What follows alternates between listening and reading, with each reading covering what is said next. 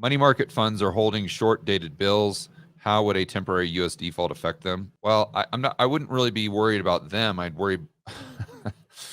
be worried about the global monetary system. You got to remember that the short-term T-bills prop up the entire system. That's the foundation. So you're basically playing this game of Jenga, right? And you're pulling out one of those bottom pieces, or maybe you're pulling out 2 or 3 of those bottom pieces. That's what happens when you default on T-bills. And that Jenga puzzle, obviously, the global monetary system. So will one piece tip over the whole thing? Probably not. Would 2 or 3? You really want to roll the dice on that? Because if the global monetary system collapses, then that's Mad Max time. And I'm not being hyperbolic. As Jim Rickard says, that's when we're living in caves eating canned goods.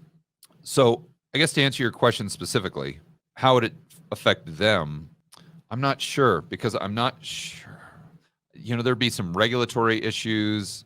Not sure how their balance sheet would be set up. Is there systemic risk? I don't know how it would affect them specifically. And then also a temporary U.S. default. So are we talking about a default of 1 day?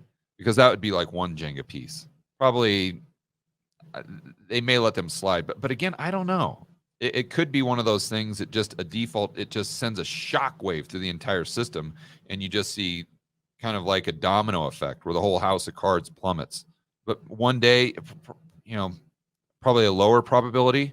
But if it goes on like a month or 2, I mean, again, that's caves and canned good time, proper Mad Max. And I just don't think they'd allow that to happen. But how would it affect money market funds? I guess my answer is I don't know. That's just me being honest. But I get the feeling there would be some systemic issues there, especially if the default lasted longer than just a day or 2. And there could be some systemic risk as well.